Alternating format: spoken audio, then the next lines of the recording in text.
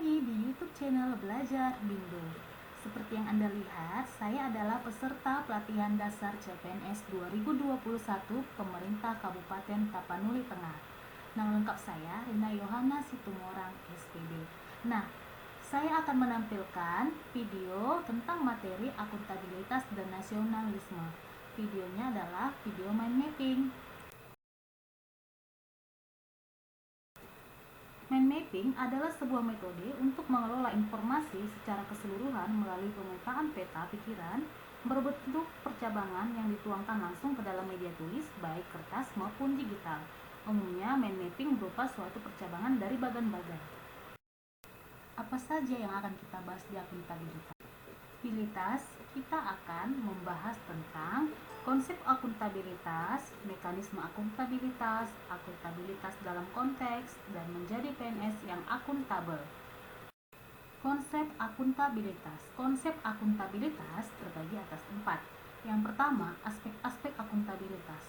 Aspek-aspek akuntabilitas yaitu akuntabilitas adalah sebuah hubungan dan berorientasi pada hasil dan membutuhkan laporan, juga membutuhkan konsekuensi.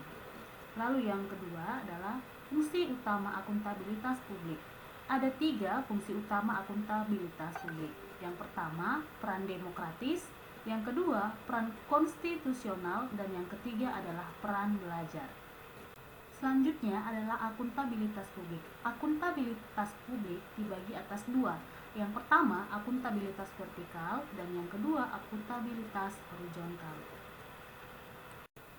Dan yang terakhir adalah tingkatan akuntabilitas. Tingkatan akuntabilitas yang pertama ada akuntabilitas stakeholder, yang kedua akuntabilitas organisasi, yang ketiga akuntabilitas kelompok, dan yang keempat akuntabilitas individu, dan yang terakhir akuntabilitas personal. Selanjutnya adalah mekanisme akuntabilitas. Mekanisme akuntabilitas terbagi atas dimensi akuntabilitas. Mekanisme akuntabilitas birokrasi Indonesia menciptakan lingkungan kerja yang akuntabel dan framework akuntabilitas. Selanjutnya di materi pokok yang ketiga yaitu akuntabilitas dalam konteks.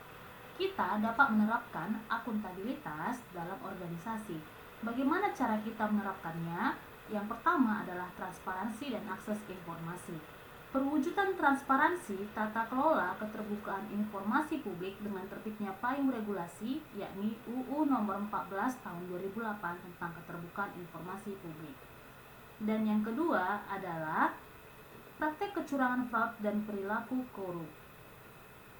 Fraud dan perilaku korup maksudnya adalah penyalahgunaan kewenangan akan berdampak pada praktik kecurangan atau fraud yang diartikan sebagai sekumpulan tindakan yang tidak diizinkan dan melanggar hukum yang ditandai dengan adanya unsur kecurangan yang disengaja. Lalu, yang ketiga adalah penggunaan sumber daya milik negara. Setiap PNS harus memastikan bahwa penggunaannya diatur sesuai dengan prosedur yang berlaku. Penggunaannya dilakukan secara bertanggung jawab dan efisien, dan pemeliharaan fasilitas secara benar dan bertanggung jawab. Dan yang keempat adalah penyimpanan dan penggunaan data dan informasi pemerintah. Penyimpanan dan penggunaan data dan informasi milik pemerintah maksudnya adalah bagaimana pemerintah atau aparatur dapat menjelaskan semua aktivitasnya dengan memberikan data dan informasi yang akurat terhadap apa yang telah mereka laksanakan, sedang laksanakan, dan akan dilaksanakan. Dan yang terakhir adalah konflik kepentingan.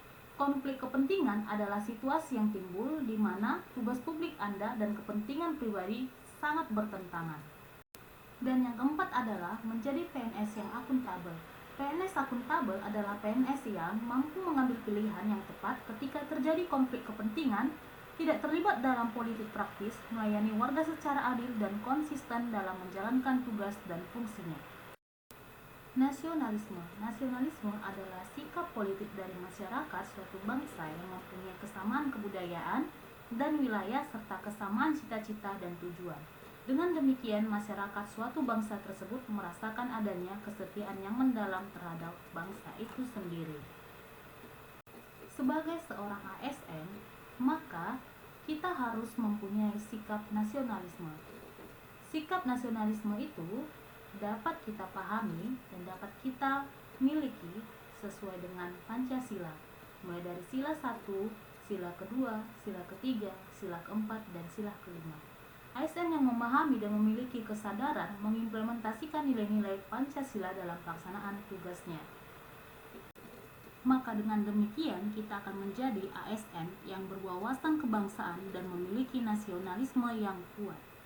Sekian video mind mapping dari saya. Terima kasih.